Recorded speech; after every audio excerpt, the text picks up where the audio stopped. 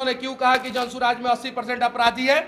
जब इन्होंने अपराधी कहा तो इनके ऊपर आर्म्स एक्ट का केस है संजय जायसवाल जी पे। आर्म्स एक्ट का केस है, आधा दर्जन मुकदमा है इनके ऊपर। जिनके घर शीशे के बने होते वो दूसरे के घर पे पत्थर नहीं फेंका करते, और इन्होंने पत्थर फेंका है। नहीं हो पाया। 23 में कंप्लीट होने वाला था, नहीं हो पाया। 24 में फ्लाईओवर का उद्घाटन जो है नरेंद्र मोदी जी ने किया, और 25 में फिर से जो है एक आदमी और फ्लाईओवर का निर्माण किया, उद्घाटन किया। एक फ्लाईओवर जो आरओबी है, रेल ओवर ब्रिज है, उसका उद्घाटन 2 बार हुआ है।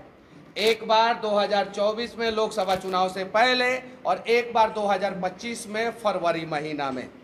अब जरा सोचिए कि एक फ्लाईओवर का 2 बार उद्घाटन क्यों हुआ, पहला चीज। दूसरा चीज, आपने देखा होगा कि नरकटियागंज का जो फ्लाईओवर है या जो बगहा का फ्लाईओवर है, उसमें जो पैदल चलने वाला रास्ता है वो रास्ता चौड़ा है, और इस फ्लाईओवर का पैदल चलने वाला रास्ता पतला है। जो लौरिया से बेतिया को कनेक्ट करने वाला रास्ता है उसमें पैदल चलने वाला रास्ता पतला है। इस फ्लाईओवर पे हम लोग अभी जांच बिठवाएंगे कि इसमें गुणवत्तापूर्वक काम नहीं हुआ है, इसमें गड़बड़ियाँ हुई है इस फ्लाईओवर में, और ये सारी चीज़ें धीरे धीरे सामने आएगा। फ्लाईओवर के बगल में एक पेट्रोल पंप है। अब किसका पेट्रोल पंप है वो बेतिया की पब्लिक जानती है। अब ऐसा कहा जाता है कि उस पेट्रोल पंप के कुछ लोग चाहते थे कि फ्लाईओवर का जो है रैंप जो है पेट्रोल पंप के आगे से चढ़ना शुरू हो, जो पॉसिबल नहीं हुआ, इंजीनियर ने काट दिया, और इसलिए जो है फ्लाईओवर के निर्माण कार्य में डिले किया गया, ऐसा कहा जाता है। ऐसा पब्लिक भी कहती है बेतिया की कि जो पखनाहा वाला पुल इसलिए कंप्लीट नहीं हुआ कि एगो बड़का नेताजी का बैरिया में जो है गोडाउन है, और वो अपने गोडाउन के रास्ते से जो है नया रोड पास करवाना चाहते हैं, इसलिए जो है पखनाहा वाला पुल जो है आज तक नहीं बन पाया, और पखनाहा के लोगों से वादा करने वाले नेताजी जो है पखनाहा में पुल नहीं बनवा पाए।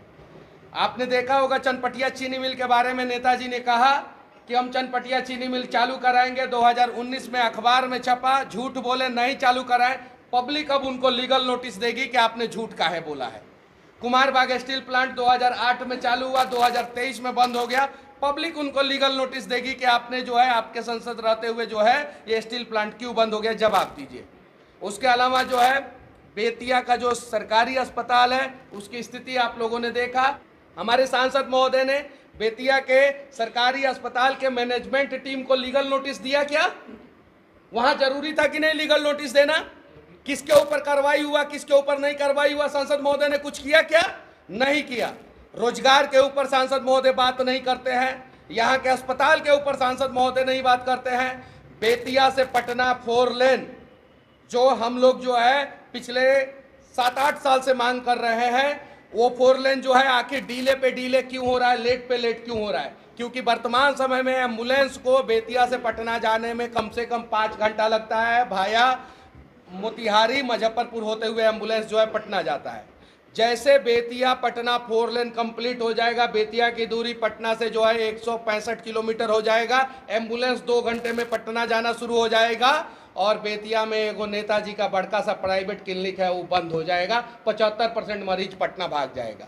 उसके अलावा बेतिया गोरखपुर 4 लेन के बारे में आप लोगों ने, पत्रकार बंधुओं ने सुना होगा, बहुत दिनों से काम चल रहा है कि अब कंप्लीट होगा, इस साल कंप्लीट होगा, इस साल कंप्लीट होगा, इस साल।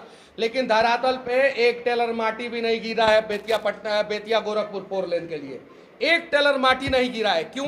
क्योंकि गोरखपुर में जो है बेतिया के तुलना में अच्छा हॉस्पिटल है, अच्छा इलाज है, सस्ता इलाज है। और बेतिया के एक महोदय हैं जिनका प्राइवेट नर्सिंग होम है जो है बेतिया में, और गोरखपुर का 4 लेन जैसे कंप्लीट हो जाएगा वैसे 1 घंटे में लोग गोरखपुर जाना शुरू हो जाएंगे, और इनका नर्सिंग होम का जो है 75% मरीज गोरखपुर जाना शुरू हो जाएगा। ये विकास पे बात नहीं करते हैं, लीगल नोटिस देते हैं। अब लीगल नोटिस पे आते हैं। इन्होंने क्यों कहा कि जंसुराज में 80% अपराधी है? जब इन्होंने अपराधी कहा तो इनके ऊपर आर्म्स एक्ट का केस है संजय जायसवाल जी पे। आर्म्स एक्ट का केस है, आधा दर्जन मुकदमा है इनके ऊपर। जिनके घर शीशे के बने होते वो दूसरे के घर पे पत्थर नहीं फेंका करते, और इन्होंने पत्थर फेंका है तो उस पत्थर से जो है हम लोग मकान बनाएंगे, और इनका घर तो खुद शीशा का है, ये तो चकनाचूर होने ही वाला है। बेतिया सरकारी अस्पताल में जाने का अभी तक रास्ता नहीं बना। आप जरा ये बताइए कि पहले 5G मोबाइल आता है कि पहले 5G सिम आता है?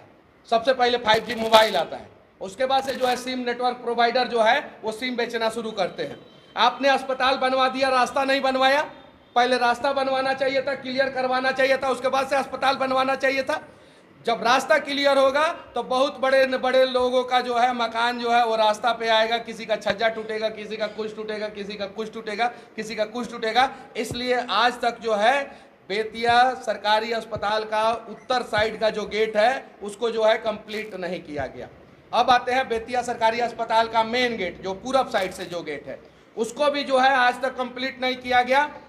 और बेतिया सरकारी अस्पताल के कुछ अधिकारियों से मैंने